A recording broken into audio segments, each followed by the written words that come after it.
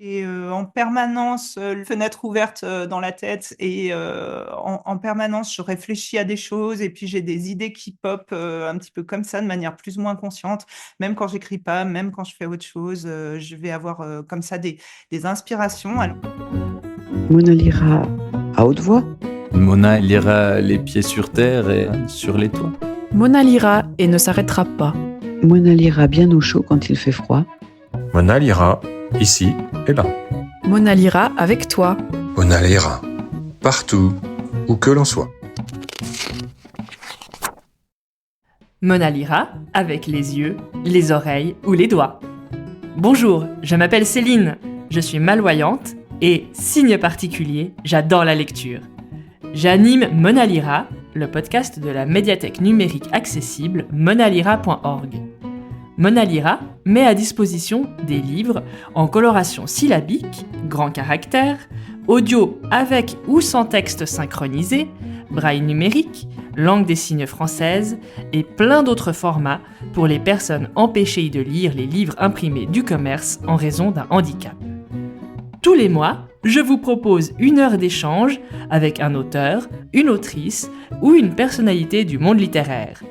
On y parle des œuvres, de comment elles se créent et de littérature sous toutes ses formes. Parce que la lecture est une passion qui rassemble, quelle que soit notre façon de lire. Pouvoir lire autrement est un droit.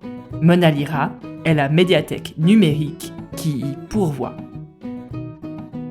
Bonjour à toutes et à tous et bienvenue dans ce 3e épisode de Mona lira, le podcast. Aujourd'hui, Mona lira avec Catherine Roland. Bonjour Catherine. bonjour Céline et bonjour à tous. On va discuter ensemble autour de la sortie de son tout dernier roman jeunesse young adult, Aurélien Loiseau, L'apprenti extracteur.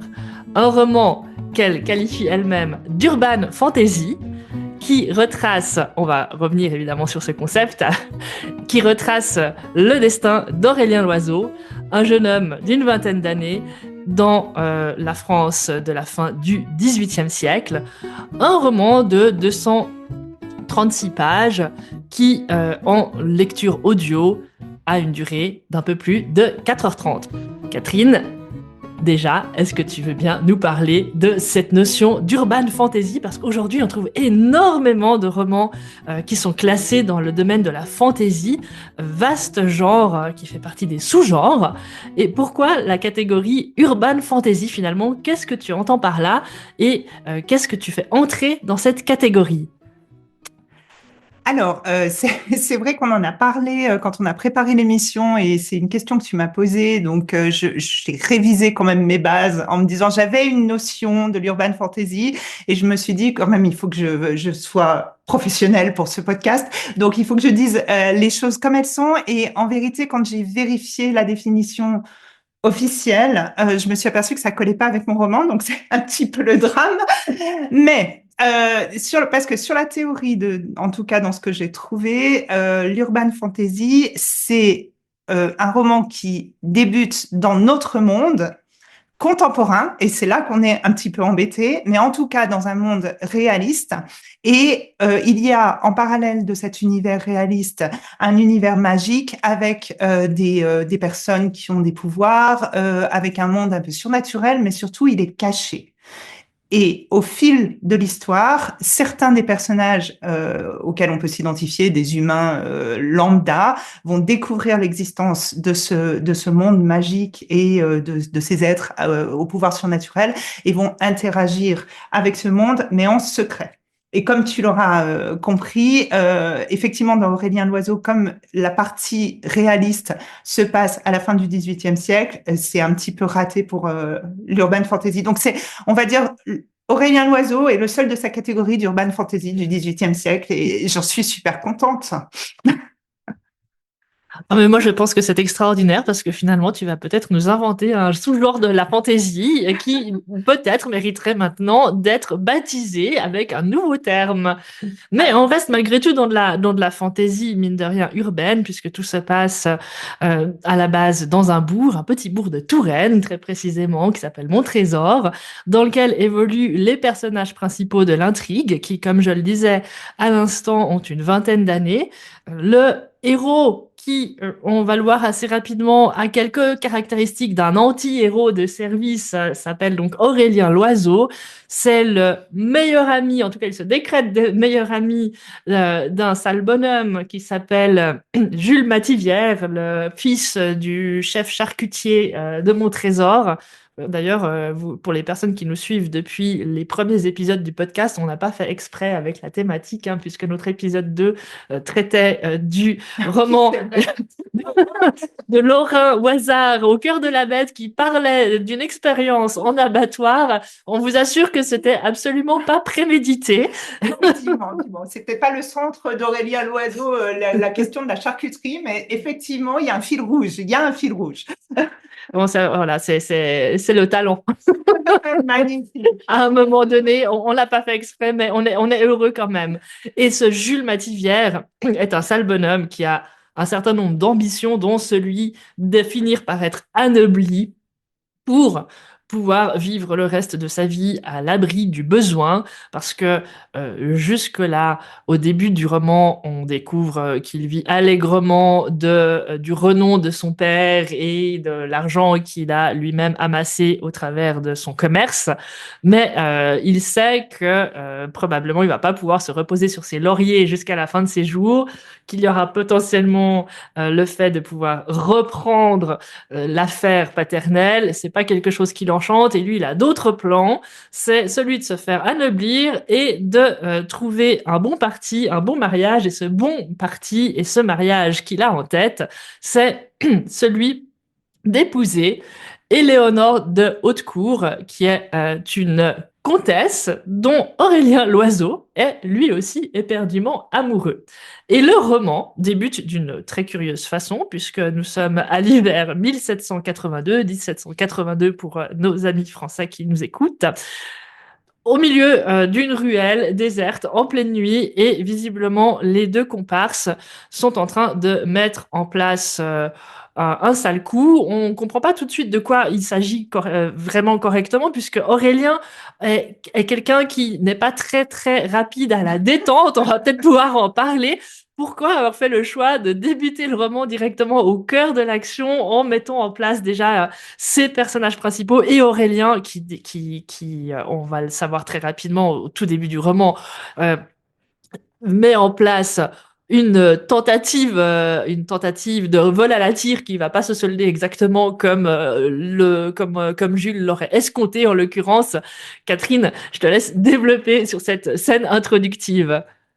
Oui, alors pour répondre à ta question, pourquoi démarrer un petit peu en plein milieu de l'action, c'est vrai que c'est quelque chose que j'aime bien faire dans ce type de roman, qui est un roman léger, avec justement beaucoup d'actions qui se succèdent et beaucoup de suspense et de rebondissements. Donc je trouvais plutôt pas mal de plonger le lecteur dans une scène qu'au début il ne comprend pas bien, et comme tu le dis très justement, il comprend pas plus que le héros, parce que effectivement Aurélien Loiseau a cette caractéristique, surtout au début du roman, d'être un peu naïf, je dirais presque benet un petit peu, mais il est attachant aussi. C'est ce côté innocent et gentil. Il voit le monde d'une manière ultra positive tout le temps, et on se rend compte très vite que le comparse Jules, comme tu dis, c'est un sale type qui l'utilise. Mais pour Aurélien, c'est son meilleur ami, il n'y a pas de problème. Donc quand Jules lui demande de faire quelque chose, il fait volontiers ce qu'on lui demande, même s'il comprend pas en fait pourquoi il faut qu'il fasse une telle chose. Et là, il comprend pas très bien. Pourquoi est-ce que la comtesse Éléonore, qui est en visite dans ce petit village de Montrésor, va être ravie de se faire agresser, parce que c'est un petit peu comme ça que Jules lui vend l'affaire, en lui disant tu vas aller les agresser, tu vas faire semblant de leur voler, en l'occurrence le collier de la comtesse, et tu vas voir, ça va super bien se passer, ça va être super. Et il ose pas trop poser la question du pourquoi, du comment. Donc il y va, évidemment ça se passe mal parce qu'il oublie toutes les consignes, il panique, et il y a un rebondissement inattendu qui va faire qu'il va retomber sur ses pieds. C'est souvent ce qui arrive à Aurélien Loiseau d'ailleurs, c'est que il fait tout de travers, mais il doit avoir des astres qui sont assez alignés et qui permettent que au final il retombe sur ses pieds et il arrive à ses fins sans trop savoir comment, mais ça se passe plutôt bien et c'est ce qui va se passer dans ce guet-apens.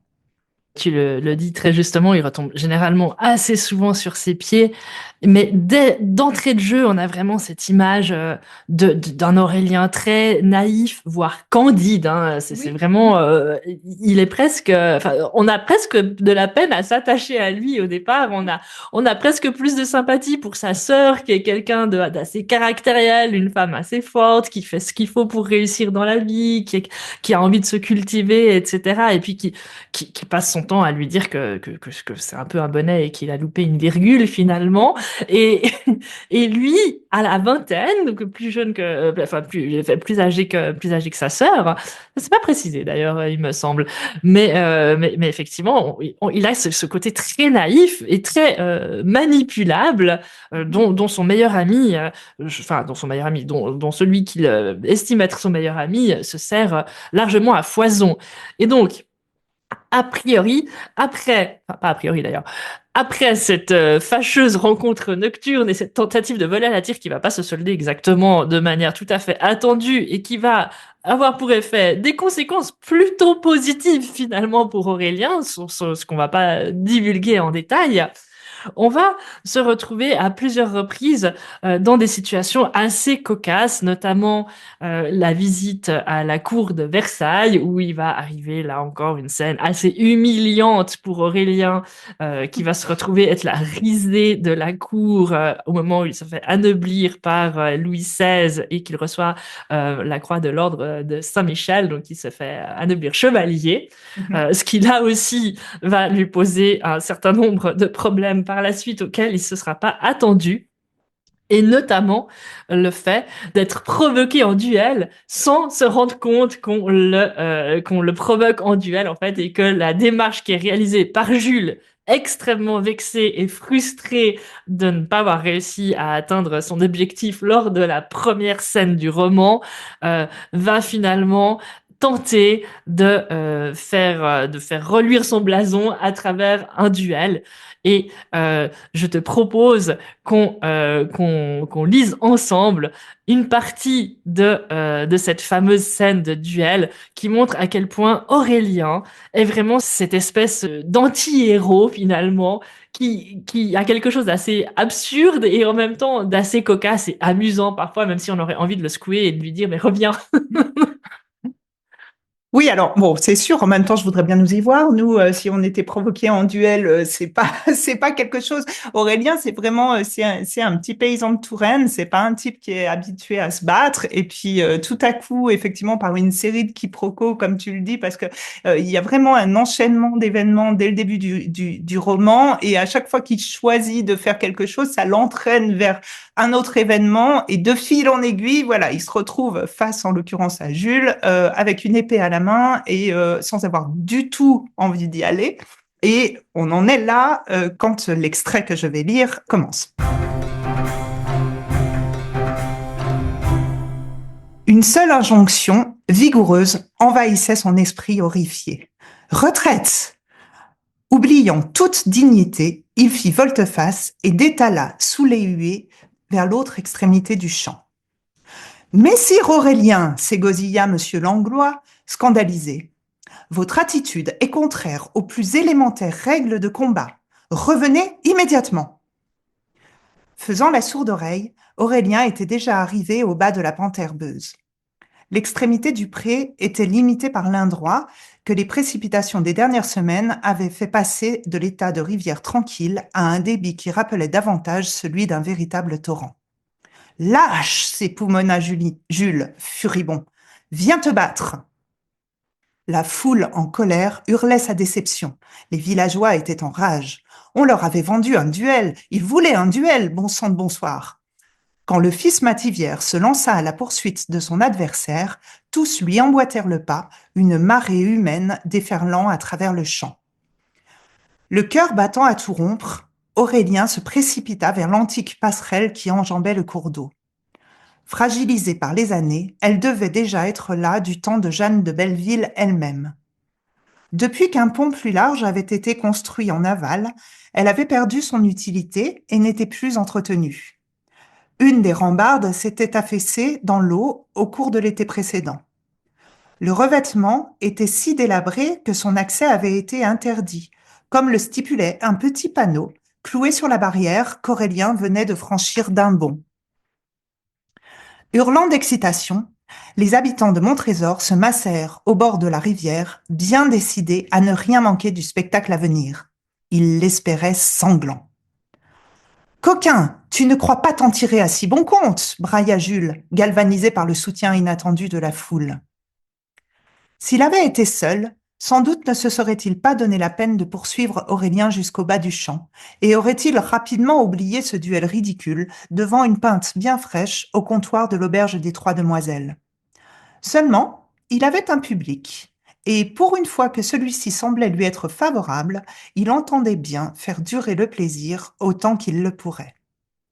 D'un bond, il escalada à son tour la barrière bloquant l'accès à la passerelle et atterrit pesamment de l'autre côté. Aurélien, qui était sujet au vertige, n'avait pas osé s'aventurer au-delà de quelques mètres sur le plancher de bois vermoulu. La proximité des flots glacés de l'Indrois, ronflant sous ses pieds, lui faisait tourner la tête. On aurait dit quelques monstres fantastiques brûlant de le dévorer. Jules avança d'un nouveau pas, l'épée brandie, un sourire cruel barrant son visage disgracieux. La foule déchaînée, depuis la rive, les haranguait et réclamait du sang. Parmi tous ces faciès au rictus hostile, Aurélien ne repéra ni ceux de ses amis, ni de sa famille ou de sa douce Éléonore. Il était seul. Le fils Mativière n'était plus qu'à 3 mètres de lui. « Tu fais moins le fier, à présent !» grogna-t-il triomphalement. Veillant à ne pas perdre l'équilibre, Aurélien leva les mains devant lui, décidé à ne surtout pas dégainer l'épée qu'il avait prudemment rangée dans son fourreau. « Jules, mon cher ami, fit-il d'un ton raisonnable, je vous en conjure, calmez-vous. Toute cette affaire a pris des proportions ineptes et je pense sincèrement que je me fiche totalement de ce que tu penses, misérable ver de terre, le coupa l'autre, prenant soin de parler assez fort pour couvrir le bruit de la rivière et être entendu de tous. Tu m'as trahi et humilié. Tu vas le payer cher, je t'en fais le serment. Merci Catherine pour cette lecture. On précisera qu'on n'en a pas encore parlé, que Jeanne de Belleville est une réminiscence du passé. Et c'est là d'ailleurs la première incursion, je dirais, surnaturelle, fantaisie dans le roman, puisque il s'agit en fait d'une ancienne corsaire, flibustière, une femme pirate, la lionne de Bretagne, comme il est précisé, qui a vécu plusieurs siècles avant Aurélien Loiseau et qui se manifeste à lui déjà au retour de son anobissement de Versailles en lui disant « Tu fais une erreur, tu es anobli par erreur, tu ne devrais pas conserver ce titre de chevalier qui t'est absolument indu, exactement. Tu devrais aller restituer cette croix qui t'a été attribuée, merci. J'ai une souffleuse. Et c'est vrai que du coup, d'abord, il va évidemment avoir plusieurs réactions face à cette apparition complètement inattendue. D'abord, évidemment, il va penser un peu qu'il est fou. Il va se dire, c'est pas possible. Après, il va se rendre chez le curé de Montrésor en se disant, j'ai peut-être besoin d'être exorcisé. Lui va pouvoir m'aider et en fait, on se rend compte que le père Jocelyn, qui est celui qui a baptisé toute sa famille et a marié ses parents, etc., est visiblement plus féru d'œnologie que d'exorcisme et de théologie pratique. Donc personne ne le prend au sérieux quand il mentionne l'existence de Jeanne. Et Jeanne va très rapidement mentionner à Aurélien, en plus de le sortir déjà d'une mauvaise passe un peu après la scène que Catherine vous a lue à l'instant, qu'elle est responsable des troupes d'extraction, dont on ne connaît évidemment pas grand-chose au début du roman, et qu'elle est en charge du recrutement pour les dites troupes. Mais qu'est-ce que c'est que ces fameuses troupes? Que fait-elle là? Pourquoi est-ce qu'elle se manifeste auprès d'Aurélien, pardon? C'est entre autres parce qu'elle essaie potentiellement de lui sauver un peu la mise, en sachant que avec son ordre de Saint-Michel, il est déjà parti pour un certain nombre d'années potentiellement cumulatoires au moment du jugement dernier, mais ça on aura l'occasion. Alors, tu nous fais vraiment tout le film, tout le livre. Alors, voilà, lisez-le quand même. Oui, alors effectivement, Jeanne, c'est un personnage qui atterrit comme ça dans la vie d'Aurélien et comme tu le précisais, alors au départ, il ne sait pas évidemment qu'il s'agit de Jeanne de Belleville. La seule chose dont il se rend compte, c'est que il est manifestement la seule à l'entendre et en effet, c'est la raison pour laquelle il suppose qu'il est fou ou possédé ou il n'envisage pas une seule seconde, bien évidemment, que ce puisse réellement être une apparition qui existe. Et il va découvrir à ses dépens que, en effet, elle est tout à fait réelle, bien que fantomatique, je dirais. Et les choses vont s'enchaîner de cette manière. Alors, c'est vrai que Jeanne de Belleville est un vrai personnage historique.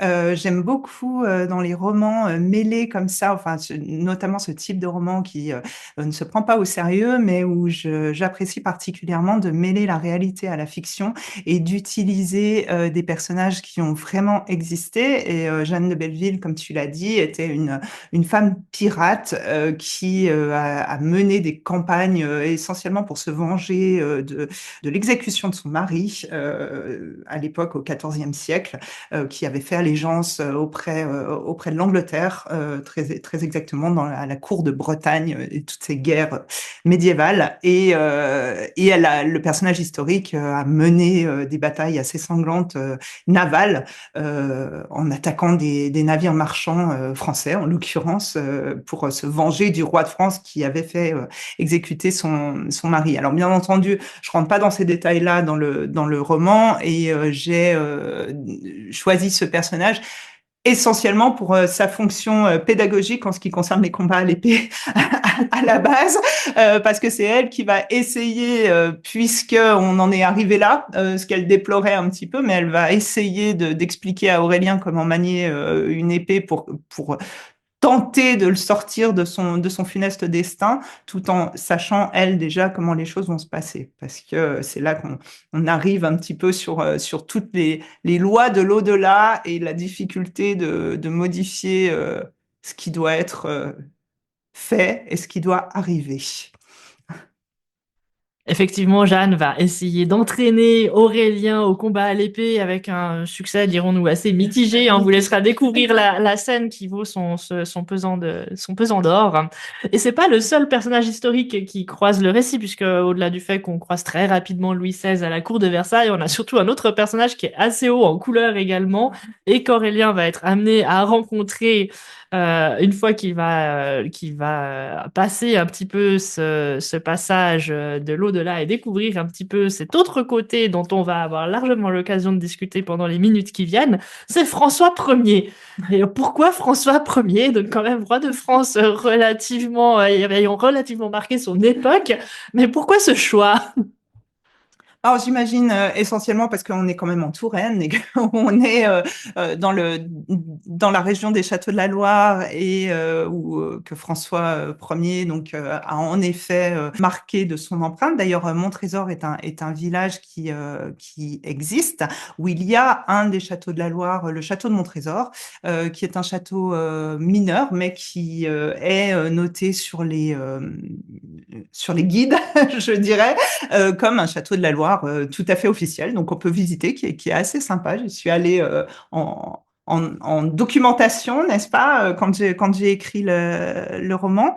Et bah voilà, il me fallait un roi et cette figure royale est une figure évidemment bien connue, locale. Et bon alors après c'est toute la liberté de l'auteur dans ce genre de roman, c'est d'emprunter comme je le fais pour Jeanne de Belleville, d'emprunter certains traits à l'histoire avec un grand H et d'en faire un petit peu ce qu'on veut. Donc je ne sais pas comment était le vrai François Ier parce que je n'y étais pas, mais le François Ier du roman, c'est un type assez cabot, plutôt imbu de lui-même, qui aime bien qu'on lui donne du c'est par-ci, majesté par-là, et puis qui est surtout très contrarié que Louis XVI ait pris sa place à la tête du royaume de France. Donc évidemment, il est mort, donc en même temps, ça empêche un tout petit peu de continuer de gouverner, mais il est très fâché. Donc finalement, quand ils vont par la suite partir sur des expéditions assez rocambolesques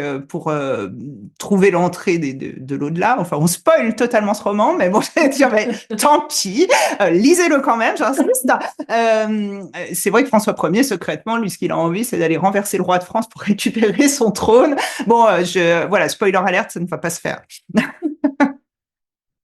Ouais, est-ce que c'est vraiment secrètement? J'en suis pas tant sûre parce qu'il est quand même assez explicite dans ses intentions de se rendre à la Bastille et mais effectivement, sans aller évidemment trop dans les détails, c'est important qu'on vous parle aussi de cet au-delà, puisque cet au-delà fait clairement partie de la dimension fantasy du roman, et c'est ce qui va donner vraiment tout le sel à la suite de l'aventure d'Aurélien et de ses compagnons et compagnes d'aventure finalement.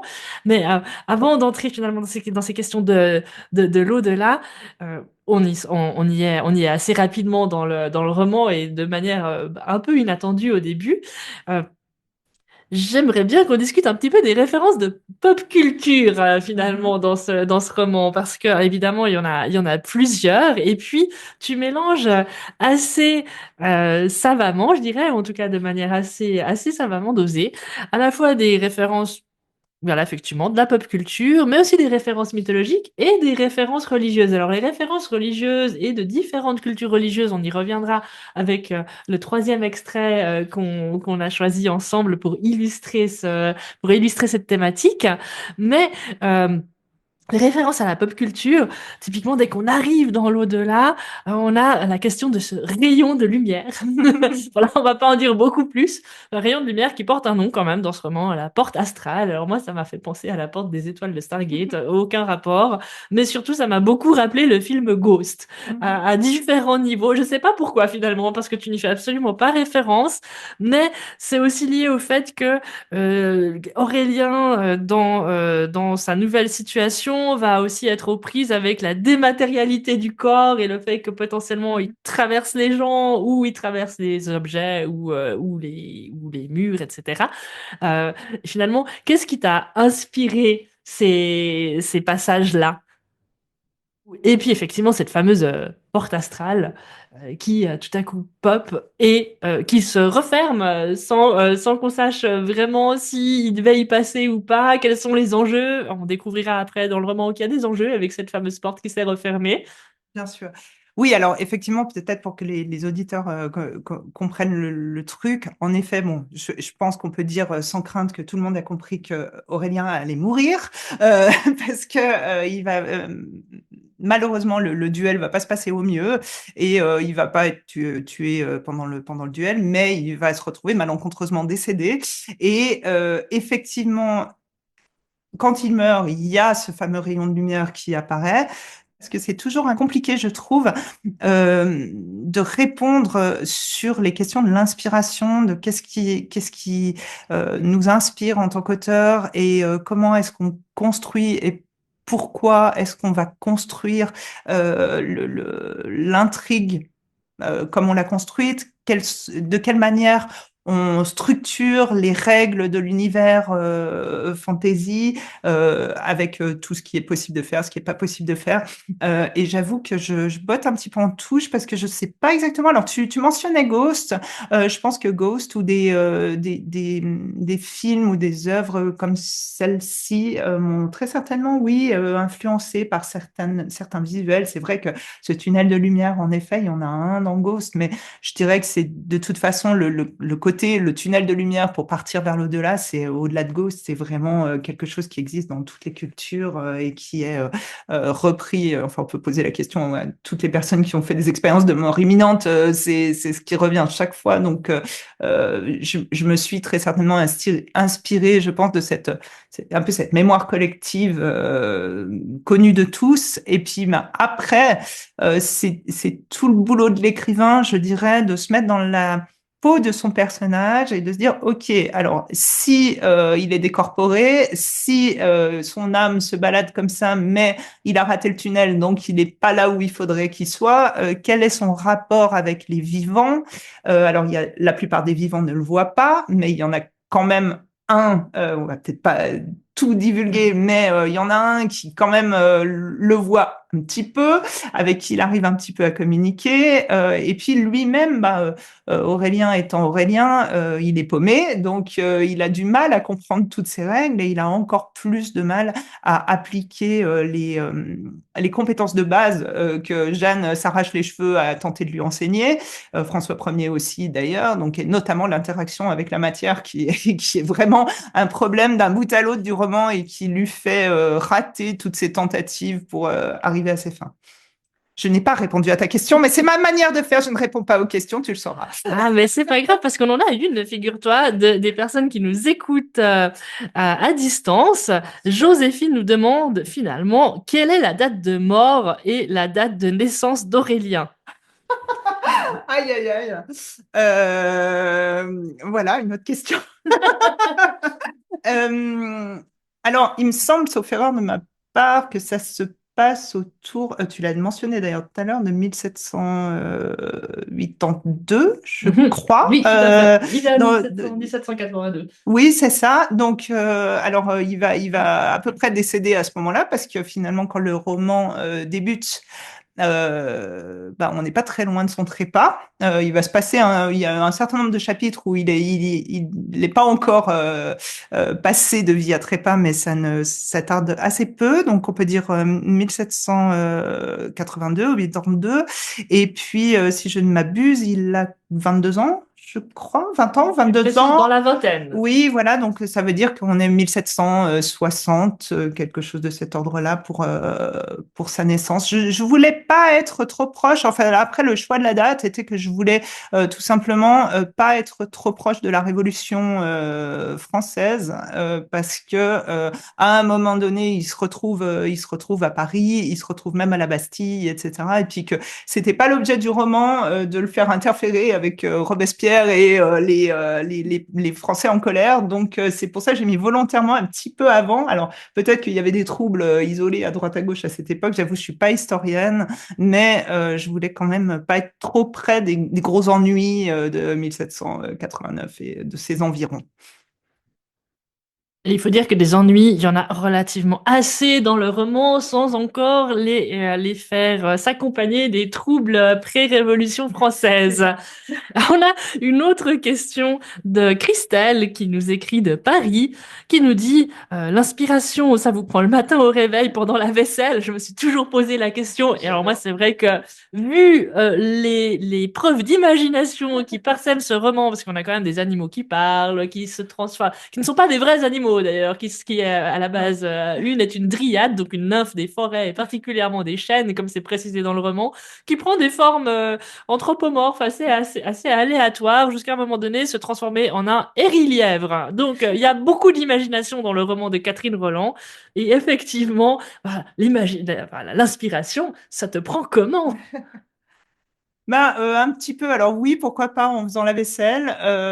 Et puis tout le reste du temps, je crois que En tout cas, pour ma part, j'ai en permanence une fenêtre ouverte dans la tête et en permanence, je réfléchis à des choses et puis j'ai des idées qui pop un petit peu comme ça, de manière plus ou moins consciente.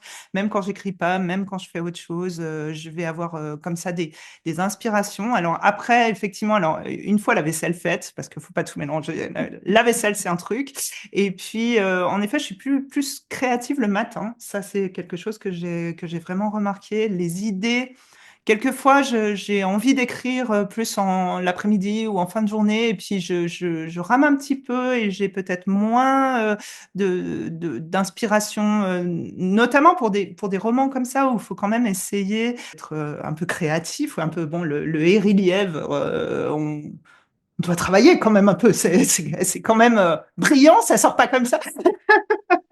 Et le matin, et je me suis rendu compte, mais alors ça, je sais pas, ça dépend des écrivains, j'imagine. Je me suis rendu compte que quelquefois, je me heurtais à des problèmes de cohérence ou des questions dans ma fiction. Et puis quand je dormais, je passais une nuit là-dessus. Le lendemain matin, ça popait tout seul et j'avais ma réponse. Donc quelquefois, il faut juste être en accord avec le moment où on est le plus inspiré. Voilà. Christelle nous répond: merci de laisser la fenêtre ouverte. Oui, c'est ça. Et j'ai envie de te dire, tu parles de créativité plutôt le matin. C'est vrai qu'on ne l'a pas précisé en introduction du podcast. Tu es une femme particulièrement occupée, comme beaucoup d'autrices et d'auteurs de manière générale. En tout cas, en Suisse romande, on vit généralement assez rarement de son art littéraire. Et donc, Catherine, à côté de ton travail d'autrice, tu es médecin urgentiste. Tu écris aussi pour la jeunesse. Donc, on n'a pas précisé, mais Aurélien Loiseau est publié en auto-édition, mais à côté de ça, tu publies aussi des romans aux éditions Slatkin, des romans aux éditions Ozu, donc plutôt jeunesse, cela. Tu as aussi été primé en 2023 par le prix du polar suisse. Donc tu écris dans différents genres, autant pour les jeunes que pour les adultes. Et finalement, comment on fait quand on est écrivain et écrivaine pour gérer son temps, surtout quand on a un emploi du temps et un agenda aussi chargé que le tien? Ça demande sûrement pas mal d'organisation. Oui, alors oui, ça demande de l'organisation et puis ça demande, je pense, de décider des priorités. C'est vrai que très souvent, quand on commence à écrire, enfin, c'est une question qui est souvent soulevée par les jeunes écrivains, c'est de dire, voilà, j'aimerais écrire, mais j'ai pas le temps. Et je pense que bah, il faut oser le prendre, il faut oser prendre ce temps, se dire que l'écriture, c'est un moment qu'on va bloquer dans sa semaine ou dans sa journée. On va se dire, OK, pendant ces 2 heures, je vais écrire et pas se dire, comme on aurait tendance parfois à le faire spontanément, je vais faire les courses, les lessives, le repassage, nettoyer un petit coup, aller voir la tante Germaine. Et puis à la fin, s'il me reste un petit peu de temps, peut-être je vais écrire. Et puis ben, après, alors c'est normal parce qu'aller voir la tante Germaine, c'est quand même vachement important.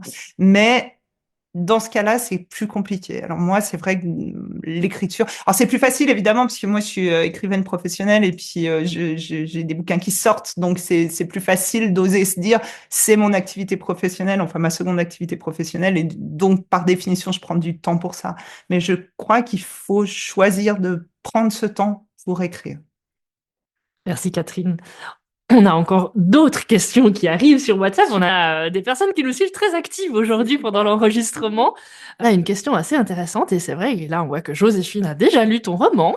Hein, c'est la question de la casquette d'Aurélien, objet symbolique qui a effectivement d'où vient l'idée de cet objet symbolique, dit-elle. Objet symbolique qui aura d'ailleurs pour un certain intérêt puisqu'à un moment donné ça va presque lui sauver la vie. Hein, d'une manière assez originale. Alors, pour répondre à la question, qui est effectivement une question tout à fait pertinente, je ne l'ai pas encore mentionné, mais il faut rendre à César ce qui doit lui être rendu. Et Aurélien Loiseau, initialement, est un petit peu inspiré d'une novella que j'ai écrite aux éditions Okama. Alors, ça remonte à 2019 et à un recueil qui s'appelle L'étrange Noël de Sir Thomas, où j'avais été sollicitée ainsi que 5 autres écrivains suisses romans pour écrire une novella, donc une novella, c'est un roman court ou une nouvelle longue, comme on veut, qui racontait l'histoire. C'était une commande de l'éditrice et ça racontait l'histoire de Sir Thomas, qui était un gentleman anglais, un peu mystérieux. Bon, les éditions Okama sont des éditions fantastiques suisses, et cet homme, on ne savait pas trop si c'était un fantôme, si c'était un exorciste, si voilà. Et chaque auteur et ça devait se passer à Noël parce que l'étrange Noël, et chaque auteur devait raconter son histoire. Et j'avais raconté donc l'histoire de ce Sir Thomas en inventant à ce moment-là le concept d'extraction et en faisant une nouvelle extrêmement décalée et plutôt assez rigolote. Qui là, c'était de l'urban fantasy d'ailleurs pur parce que ça se passait dans le monde contemporain. Donc là, j'étais bonne. Après, j'ai dérapé, mais là, j'étais bien. Et donc, comme je l'ai dit, ce Sir Thomas, il avait un chapeau melon qui était son accessoire fétiche, qui est d'ailleurs sur la couverture, où on voit sa silhouette avec un chapeau melon. Et initialement, l'éditrice, donc Laurence Mallet, m'avait proposé, enfin on s'était dit, tiens, ça serait sympa de développer un petit peu ce personnage et d'écrire ses aventures sur une duologie ou une trilogie et un roman. Et puis, c'est comme ça que j'avais créé Sir Thomas, les aventures de Sir Thomas. Suite à cela, bon, pour diverses raisons tout à fait logistiques essentiellement, ça ne s'est pas fait aux éditions Okama. Les éditions Okama, avec beaucoup d'élégance, m'ont tout à fait autorisé à reprendre le personnage, mais je n'avais pas envie de reprendre le personnage Sir Thomas qui appartient finalement à l'éditrice, et j'avais envie de m'en faire mon personnage. Donc j'ai transposé un peu les choses. J'ai préféré que ce soit dans un milieu francophone, parce que c'est vrai que dans ma précédente saga de fantasy urbaine, Emma Paddington, qui se passait aux États-Unis, il y avait beaucoup de gens qui m'avaient dit, ah mais c'est dommage, ça se passe pas en Europe, c'est des personnages américains. Et je me suis dit, ouais, c'est vrai. Alors ça aurait pu se passer en Suisse, mais c'est vrai qu'il n'y a pas François Ier, donc ni les châteaux de la Loire, ni un certain nombre. Alors, il y a plein de choses chouettes en Suisse, et je dis, promis, ma prochaine, elle est en Suisse. Mais voilà, donc j'avais transposé du coup ce personnage qui est donc devenu Aurélien Loiseau. Et il avait besoin d'un couvre-chef. Et donc le chapeau melon s'est transformé en casquette. Et la casquette est en effet très utile à différents moments de l'aventure, et d'une manière assez improbable. On s'aperçoit qu'avec une casquette, on peut échapper à une hydre sanguinaire, ce qui ne tombe pas sous le sens en tout premier quand on y pense. À propos d'imagination, on a une scène au moment où Aurélien est encore en recherche finalement de son accès à la lumière et au jugement qui est censé l'attendre, qui, à mon avis, fait aussi écho à pas mal de scènes de la pop culture, et peut-être aussi à des clips et à un chanteur connu. On aura l'occasion d'en reparler. On te laisse en lire un extrait. Là aussi, une belle imagination. À un moment donné, Aurélien, qui avait perdu Jules de vue pendant un temps assez court finalement, va se trouver confronté à deux très très belles jeunes femmes qu'on ne va pas trop spoiler, qui les invite à un bal dans un château fort très défensif à la mode ancienne, qui est un type de château qui ne se fait plus du tout déjà à l'époque d'Aurélien Loiseau. D'ailleurs, c'est mentionné noir sur blanc dans le roman. Je ne fais pas briller mes notions d'historienne médiévale. Et du coup, dans ce château a lieu une fête absolument sublime, avec des personnes aux atours absolument somptueux, des beaux habits, un repas magnifique, voilà, c'est la liesse. Et Jules, évidemment, se précipite, alors qu'Aurélien, lui, va ressentir comme une espèce de sensation assez étonnante, et l'impression que les apparences sont potentiellement trompeuses.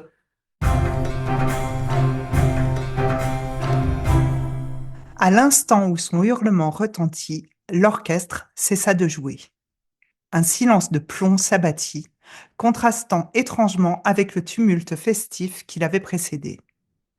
Les oreilles d'Aurélien sifflèrent et son cœur s'emballa. Fichtre, voilà qui n'était pas bon. Ce n'était vraiment pas bon du tout. Avec effort, il avala sa salive, regrettant plus profondément que jamais que sa sœur ne soit pas là. Elle aurait assurément su par quel moyen se tirer de cette fâcheuse situation. Avec une effroyable lenteur, tous les visages en décomposition se tournèrent vers lui. On aurait pu entendre un papillon voler si la fichue créature magique censée le protéger s'était trouvée dans les parages. Mais apparemment, tout le monde l'avait abandonné, qu'il s'agisse de sa sœur ou de Jabba. Quant à Cliffasten, elle revenait sur ses pas, toujours belle, Dieu merci, mais l'air très contrarié. Pourquoi cette satanée musique ne reprenait-elle pas? Les figures cauchemardesques le dévisageaient toujours, leurs traits affreux, déformés par une cruauté haineuse. Au milieu de cette uniformité grisâtre et cauchemardesque, la figure ronde et pâle de Jules se détachait, réprobatrice. Le fils Mativière semblait avoir choisi son camp. Cliffasten le rejoignit, et sa main agrippa son épaule tandis qu'elle se hissait sur la pointe des pieds pour venir murmurer à son oreille. « Allons, messire Aurélien, vous ne voudriez pas gâcher la fête ?» Sa voix était grinçante, comme une porte qui aurait besoin d'un bon coup de rabot. Malgré son désir ardent de ne pas le faire, il ne put s'empêcher de tourner la tête, déjà révulsé par la crainte du monstre qu'il s'attendait à découvrir à ses côtés. Mais quand il posa les yeux sur elle, il sursauta d'étonnement. Les traits de sa cavalière forcée étaient comme solubles, mouvants. À chaque seconde, ils se modifiaient, si vite que l'œil ne parvenait plus à figer de son apparence une image stable et durable. Tantôt, c'était la magnifique jeune fille qu'il avait abordée sur le chemin, époustouflante de beauté. Tantôt, il faisait face au faciès immonde de la bête qui se terrait au-dessous. Cela, comprit Aurélien, ne venait pas de lui. C'était Cliffasten qui, submergé par une sorte d'excitation malsaine, ne parvenait plus à maintenir son apparence humaine aussi parfaitement qu'elle l'aurait voulu. Avec une fascination terrifiée, Aurélien porta une main à sa bouche alors qu'elle tendait vers lui sa main aux doigts griffus. Il retira son bras précipitamment. « Ne me touchez pas, démon !» glapit-il. Pendant une seconde, ses lèvres pulpeuses formèrent un O parfait, ses paupières s'affaissèrent et la peau veloutée de ses joues rosit, donnant de Cliffasten l'image d'une jeune femme pudique et innocente. Avant que son nez se torde, que ses yeux se mettent à couler des larmes de pu et que sa robe magnifique ne disparaisse au profit de hardes dégoûtantes. La voix de l'effroyable créature restait douce et enjôleuse par un contraste terriblement déstabilisant. « Allons, susurra-t-elle, tu n'as rien à craindre. Tu as refusé de suivre ton extractrice dans la lumière sans que personne ne t'y oblige, rappelle-toi. Tu fais partie des nôtres à présent. N'as-tu pas hâte de nous rejoindre? Il te suffit de faire quelques pas de plus. Tu n'as qu'à passer la herse, comme ton ami l'a fait. C'est si simple, si facile. Regarde comme il s'amuse, comme il est heureux. Suis son exemple, mon tendre et cher Aurélien, et je te promets que tous tes soucis disparaîtront aussitôt. Oubliez ta sœur et ta comtesse, oubliez l'humiliation face à ton roi dans la salle du trône. Bientôt, tu ne penseras plus qu'à danser, à t'enivrer et à faire la fête avec nous.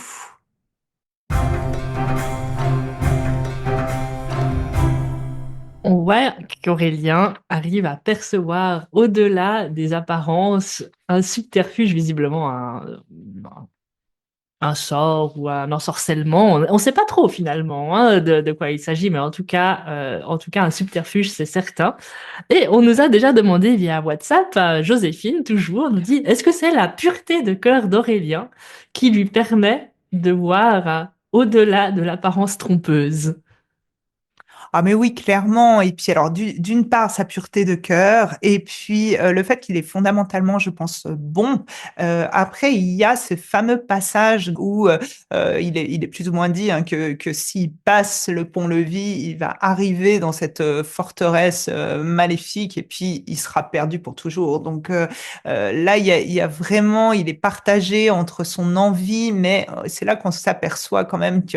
Alors, souvent, dans les romans de fantasy, il y a un petit peu la notion du héros qui est l'élu et qui doit accomplir une tâche qui ne peut pas être accomplie par qui que ce soit d'autre. Alors, c'est un élu bien particulier et on n'aurait pas parié sur lui au départ, mais rappelons qu'il y a un tome 2 et que, en fin de compte, il est quand même assez probable qu'il parvienne, à force de progrès et d'opiniâtreté, à redresser la situation, même si elle a l'air mal partie.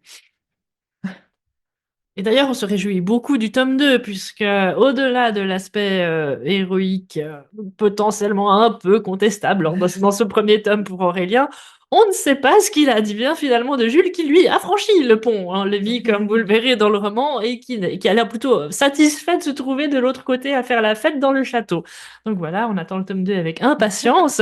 Du reste, on nous demande ce que tu écris en ce moment, et pendant la préparation, tu m'as dit que tu travaillais de manière assez spécifique, justement, quand tu lançais des séries comme ça, où tu savais que tu avais plusieurs tomes. Peut-être que c'est une bonne façon de rebondir sur cette question-là. Oui, alors en effet, alors là en ce moment, je fais quelque chose que d'ordinaire je ne fais pas, c'est-à-dire que je travaille sur plusieurs choses en même temps. Comme tu l'as mentionné tout à l'heure, j'écris bon essentiellement dans trois genres principaux, donc le fantastique, la fantasy, pour laquelle j'ai choisi l'édition indépendante, effectivement, donc pour Aurélien et puis Emma Paddington avant lui. J'écris également du noir ou du roman, en tout cas contemporain et réaliste, là maintenant aux éditions Slatkin, et du jeunesse chez Ouzou Suisse. Et en l'occurrence, alors je suis à la fois sur le tome 2 d'Aurélien Loiseau, où j'arrive à bout touchant. Là, il me reste quelques chapitres, mais c'est presque fini. Je suis aussi sur un roman contemporain pour les éditions Slatkin, dont l'objectif est de pouvoir rendre le premier jet à la fin de l'été. Donc là, on est en mars 2025 et quelque part entre juin et août pour une sortie potentiellement en 2026. Puisque mon précédent roman noir chez Slatkin datait de l'été 2024. Donc, je m'agite un petit peu, donc ça, je travaille aussi sur un texte en parallèle. Et j'ai aussi un peu un projet de nouvelle série pour Ozu Suisse. Alors là, je suis un peu dans les balbutiements, mais de quelque chose pareil, un petit peu fantastique, probablement pour les 8-10 ans. Alors là, j'en suis un peu à la construction du synopsis. Je suis beaucoup moins avancée, puisque dans les deux autres, je suis vraiment sur la phase d'écriture. Donc c'est pas mal. Enfin, d'ordinaire, je reste sur un projet jusqu'à ce que j'arrive au bout. Alors là, c'est un petit peu les nécessités du calendrier éditorial qui m'ont obligée à faire comme ça. Mais j'y vois un certain intérêt parce que c'est tellement différent les deux que je me perds pas. Et puis quand j'en ai un petit peu marre des lièvres et des fantômes et des machins qui volent un peu partout, je dis ok, on va repartir sur un truc un peu sérieux. Donc je ferme un dossier, j'en rouvre un autre et puis j'avance comme ça sur les deux en parallèle. Comme ils se ressemblent pas du tout, j'ai pas trop de risque de me perdre. Merci beaucoup, Catherine. Alors, j'avais envie de te lancer sur les références à la pop culture de ce bal des oubliés qui cache presque des zombies sous de beaux atours. Euh, Tu m'avais parlé en préparation notamment de petites références un peu, je dirais aussi de la mémoire collective, ou en tout cas de la pop culture collective des années 80-90. Est-ce que tu veux en dire deux mots? Oui, volontiers. Oui, alors j'avais effectivement, quand on en a parlé, j'avais un certain nombre de choses en tête, mais puis notamment le clip de Michael Jackson de Thriller, où on a comme ça des zombies qui dansent un petit peu. Alors j'ai pensé aussi après, parce que quand tu me poses des questions, ça continue à infuser, voilà. Donc après notre conversation, j'ai pensé aussi, il y avait une référence. Alors c'est un vieux film qui s'appelle Le Loup-garou de Londres, hein, qui est un film des années 70 ou quelque chose de cet ordre-là, et qui m'avait fait beaucoup marrer parce que ça se veut, c'est vraiment la pop culture, c'est-à-dire que ça se veut un film d'horreur, mais c'est en réalité super drôle. Enfin, c'est deux types qui sont sur la lande, c'est des Américains qui se promènent, qui sont perdus dans la lande anglaise, et puis il y a un loup-garou qui rôde, et puis qui en chope un, donc il le mord, et ça devient aussi un loup-garou. Et en fait, à plein de moments du film, le gars qui s'est fait mordre, qui est donc devenu un loup-garou, revient voir son pote, de plus en plus décomposé, et puis finalement plutôt assez sympa. Enfin, il est embêté. Je veux dire, ils sont embêtés les deux parce qu'il dit bon bah voilà, maintenant je suis un loup-garou, il faut que je te morde, mais tu restes quand même mon pote. Enfin, c'est assez improbable et j'avais trouvé ça tellement drôle et je pense que ça m'a inspiré aussi avec le type qui de plus en plus se décompose. Alors à la fin, il vient, il a un œil qui pend comme ça. Enfin, c'est hyper drôle. Moi, enfin, c'est un humour qui me fait beaucoup rire. Donc, je pense que j'ai pensé à ça dans cette fameuse forteresse avec ces zombies affreux qui dansent. T'as vu comme je mets longtemps à répondre à chaque question. C'est merveilleux parce que moi, tu me demandes de tenir le timing. Ouais, non, Mais non, c'est parfait voilà. parce que je vais pouvoir rebondir. Tu parles de morsures et on a parlé de références mythologiques assez nombreuses et culturelles assez nombreuses. Hein. On croise aussi des succubes, on croise une hydre, tu l'as déjà mentionné. Et puis à un moment donné, on va croiser Cerbère. Cerbère qui, à un moment donné, évidemment, gardien des enfers, comme beaucoup le savent dans la mythologie grecque. Et là, on va avoir notre dryade, donc cette fameuse nymphe des forêts et des chênes qui accompagne notre héros quasiment jusqu'à destination, va avoir un comportement assez surprenant vis-à-vis de Cerbère, qui est, soit dit en passant, décrit comme un chien dépressif qui a vécu quelques petites déconvenues précédemment avec des héros et héroïnes diverses et variées, et qui du coup s'est mal remis de tout ça, qui est un chien particulièrement agressif, mais qui, en l'occurrence, est traité avec beaucoup de douceur par Jabba, et on nous demande pourquoi, comment se fait-il que, d'où vient cette particulière affection de Jabba, donc qui est cette fameuse dryade qui peut prendre diverses formes humaines comme animales. Pourquoi est-ce qu'elle a un comportement aussi affectueux vis-à-vis de Cerbère qui, a priori, n'est pas très avenant? Alors, il est pas avenant, mais il est dépressif, le pauvre. Donc, je veux dire, en même temps, je voudrais t'y voir. Euh, non, alors moi, c'est tout simplement parce que, encore une fois, j'aime bien tordre la mythologie traditionnelle. Avec dans la mythologie traditionnelle, en effet, on a Cerbère qui est le gardien des enfers avec ses trois têtes et qui bouffe tout ce qui passe. Et pour la stratégie, il y a un certain nombre de stratégies qui sont évoquées dans le roman et les divers héros qui ont tenté de passer d'entrer aux enfers en contournant Cerbère, il a fallu qu'il déploie tout un tas euh, de ruses. Donc j'évoque ça dans le roman, mais j'avais envie aussi de lui donner un côté gentil toutou qui n'est remarqué que par Jabba, qui est donc bon. Alors pourquoi Jabba parce qu'elle se prêtait bien, elle se prêtait bien au rôle et qui est hyper protectrice et maternelle avec ce chien, qu'elle voit comme un toutou adorable qu'il faut ménager parce que justement psychologiquement il est un peu fragile, alors que Aurélien il le voit comme il est réellement, à savoir un monstre épouvantable dont il faut qu'il se débarrasse.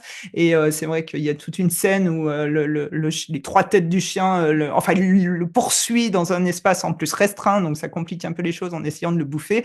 Et Java en gros lui dit non mais ça serait peut-être pas mal que tu te laisses mordre parce que ça l'aiderait pour la confiance en lui-même, quoi. Bon, après, et c'est vrai finalement, hein, voilà. On parle de gens qui ont confiance en eux, etc. Alors, il y en a un qui est en tout cas pas dépressif dans ce roman, c'est le juge Radamante, un des trois juges des enfers qui est chargé de la pesée des âmes.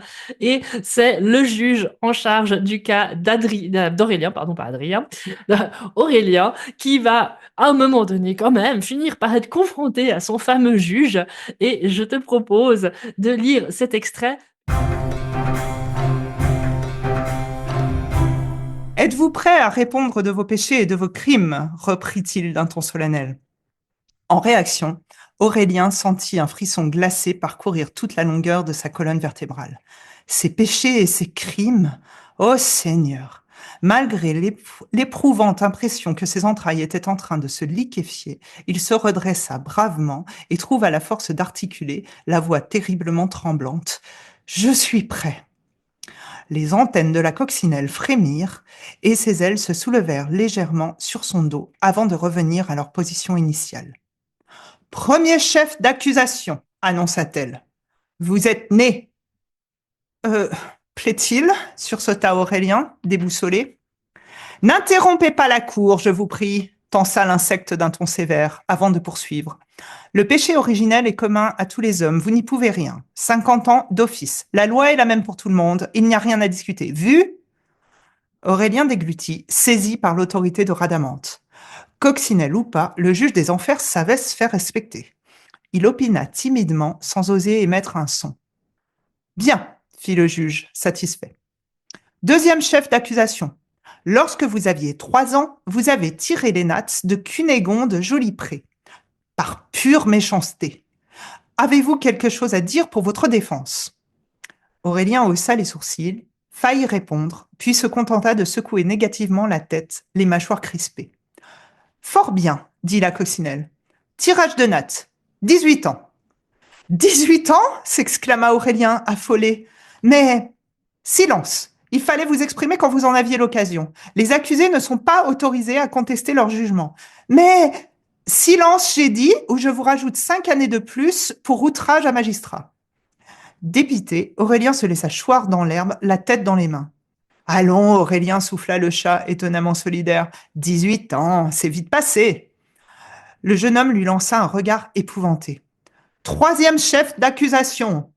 D'une voix monocorde, Rhadamante continua à dénoncer les chefs d'accusation innombrables et leurs sanctions, les années s'accumulant les unes aux autres, sans qu'Aurélien, défait, ait encore eu le droit de demander en quoi cette punition allait constituer. De la prison? Des travaux forcés? Un passage obligatoire dans la peau d'un animal quelconque ou même d'un végétal au point où on en était? Pour l'homicide de tête de veau, qualifié d'involontaire, au mécontentement manifeste de la victime, il écopa de 84 ans et 158 de plus pour lâcheté, péché d'orgueil et imprudence caractérisée ayant causé 2 morts humaines en plus de la sienne. Le juge semblait avoir oublié son dernier assassinat, celui du bandit de grand chemin devant l'auberge des Trois Demoiselles, qu'Aurélien se garda bien de lui rappeler, attendant le verdict final avec appréhension. Ceci nous fait un total de 822 ans et 54 jours, conclut Rhadamante, avant de préciser généreusement. La Cour vous fait grâce des 54 jours. Souhaitez-vous faire appel? Je peux, s'exclama Aurélien, relevant vivement la tête. Vous pouvez, confirma Rhadamante. Cependant, avec les lenteurs de l'administration, vous savez ce que c'est. Le délai de traitement des dossiers d'appel est actuellement de 923 ans, 45 jours et 6 heures. C'est une moyenne, évidemment. 923 ans? Alors que sa peine était de 8 siècles seulement? Enfin, seulement, c'était un euphémisme. Mais, gémit-il, complètement dérouté. Ne faites pas perdre son temps à la cour, je vous prie, coupa le juge, inflexible. Appel ou non? Tous ses muscles se relâchèrent et il se tassa misérablement sur lui-même, à 2 doigts de fondre en larmes. J'imagine que non, souffla-t-il, terrassé. Le juge trottina jusqu'à l'extrémité effilée d'un brin d'herbe rouge qui se mit à osciller doucement de droite à gauche en un mouvement hypnotique. « Parfait, déclara l'insecte. Venons-en à présent à l'exécution de la peine. Pour les mortels du commun, lors du premier cycle de vie, nous laissons le choix entre une réincarnation en insecte non volant ou en crustacé. Les deux ont leurs avantages. Ça se discute, ponctua le chat. Qu'est-ce que tu trouves de positif et quel est finalement ton intérêt à mélanger ces différents aspects, à la fois la pesée des âmes, la réincarnation, et la réincarnation, pas n'importe quelle réincarnation, on parle de crustacés et d'insectes non volants. Mais pourquoi ces réincarnations en fait? Qu'est-ce qui a nourri ton imagination à ce niveau-là? Oh bah là, c'est quand même clairement une scène censément drôle et je pense que là j'ai beaucoup joué sur l'effet de surprise à chaque fois et les punitions les plus improbables comme le tirage de nattes, enfin qui ne devraient pas normalement valoir 18 ans de châtiment. En tout cas, peut-on supposer. Donc là, je me suis amusée tout simplement je pense, j'ai oublié la question. Pardon. Voilà, je me suis amusée tout simplement. Point. Je sais plus qu'est-ce que tu m'as demandé. Pardon. Je crois que tu y réponds finalement. Donc oui, c'est tout à fait bien répondu.